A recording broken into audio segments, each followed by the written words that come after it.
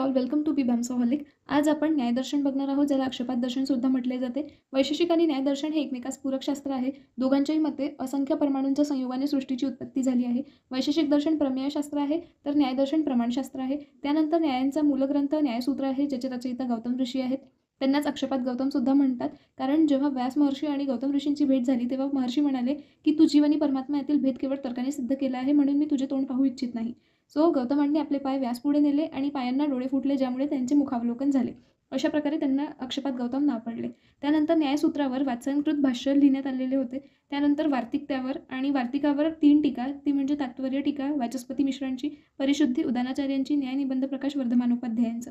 त्यानंतर इसवी सन 1200 मध्ये तत्वचिंतामणी या ग्रंथात नवन्याय संप्रदाय प्रसिद्ध त्यांची सुरुवात झाली आणि त्यामध्ये तर्कभाषा केशव मिश्रांचं, तर्कसंग्रह अन्नभट्टांची आणि सिद्धांत मुक्तावली लिहिण्यात आले.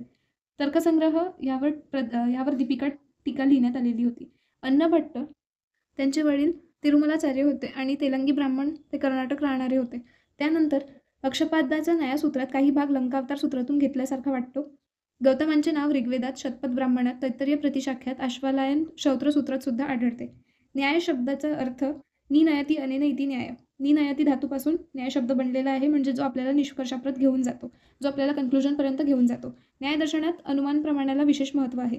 आण्विकशिकी विद्या वात्सायनाने आण्विकशिकीला न्यायविद्या किंवा न्यायशास्त्र म्हणून संबोधले आहे.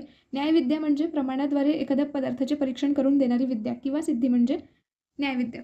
पदार्थाचे परीक्षण करून देणारे शास्त्र, त्याचा प्रमुख विषय प्रमाण निरूपण आहे. त्यानंतर न्यायदर्शनामध्ये 16 पदार्थांचे वर्णन केलेले आहेत, ते इथं दिले आहेत. त्यानंतर नवन्यायकारांनी 6 पदार्थांशिवाय अभाव पदार्थाला 7वा पदार्थ मान्य केलेला आहे.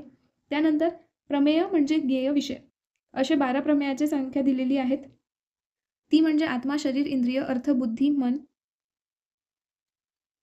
प्रवृत्ती, दोष, प्रत्यय, भाव, फल, दुःख, अपवर्ग म्हणजेच मोक्ष. त्यानंतर प्रमाणांची 4 संख्या मान्य केलेली आहे न्यायदर्शनामध्ये: प्रत्यक्ष, अनुमान, उपमान आणि शब्द.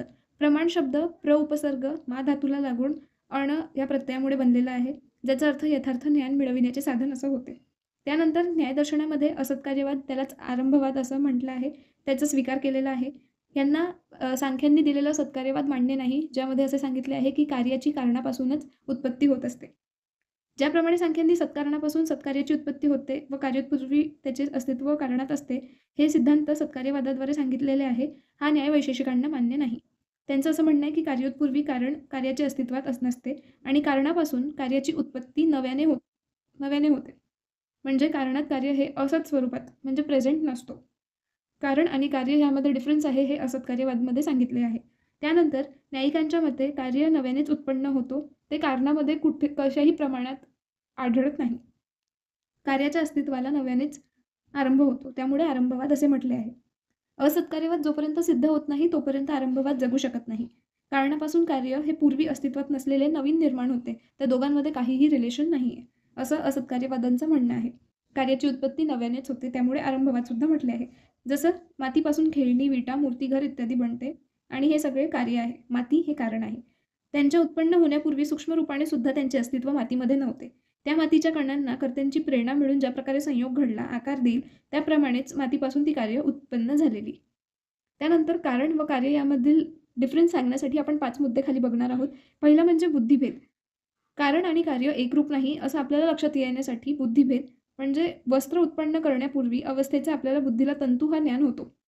वस्त्र हे कार्य झालं आणि तंतू हे कारण झालं. आपल्याला माहिती आहे की तंतू आणि वस्त्र यामध्ये डिफरन्स आहे. वस्त्र हे तंतूपेक्षा निराळे आहे, हे ज्ञान आपल्याला होते. आपली बुद्धी वस्त्र आणि तंतू या दोघांमध्ये डिफरन्स कळू शकते. त्यानंतर संज्ञाभेद. कारणाला आपण तंतू म्हणतो आणि कार्याला वस्त्र, ही आपण संज्ञा सुद्धा दिलेली आहे वेगवेगळी. त्यानंतर उपयोगभेद.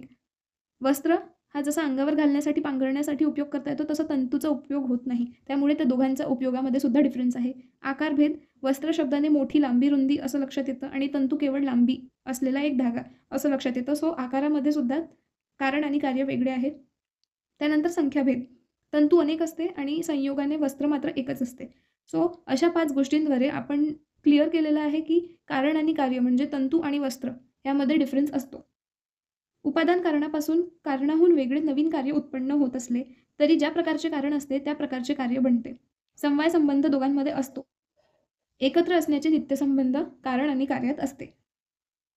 आपण मागच्या व्हिडिओमध्ये बघितलं होतं की आरंभवाद या सिद्धांताच्या आधारावर न्यायवैशेषिकांनी सृष्टी उत्पत्तीचा विकास परमाणुवादाच्या आधारावर सांगितलेला होता. परमाणु कल्पना वैशेषिकांची होती आणि त्यांनी पिलुपाकवाद मांडला, पण न्यायांनी पीठरपाकवाद मानून सुद्धा परमाणूद्वारे सृष्टी उत्पत्ती होते हेच सिद्ध केलेले आहे. न्याय आणि वैशेषिक शास्त्रामध्ये खूप साऱ्या सिमिलॅरिटीज आहेत आणि तेवढेच डिफरन्सेस सुद्धा आहेत.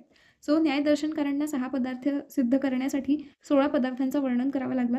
वैशेषिकांनी सिम्पली 6 पदार्थ सांगितले आहे.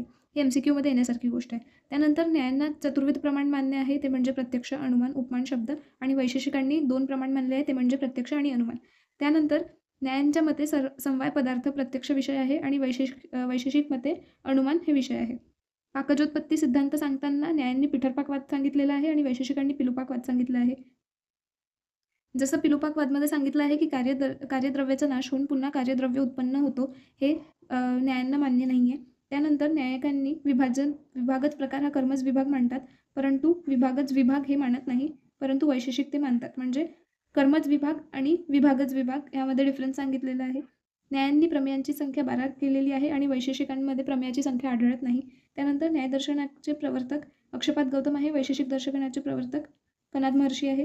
न्यायदर्शनावर आधारित न्यायसूत्र आहे आणि वैशेषिक दर्शनावर आधारित वैशेषिक सूत्र आहे. अशा प्रकारे आपण न्यायदर्शन आणि वैशेषिक दर्शनामधील डिफरन्सचे काही पॉईंट्स बघितले.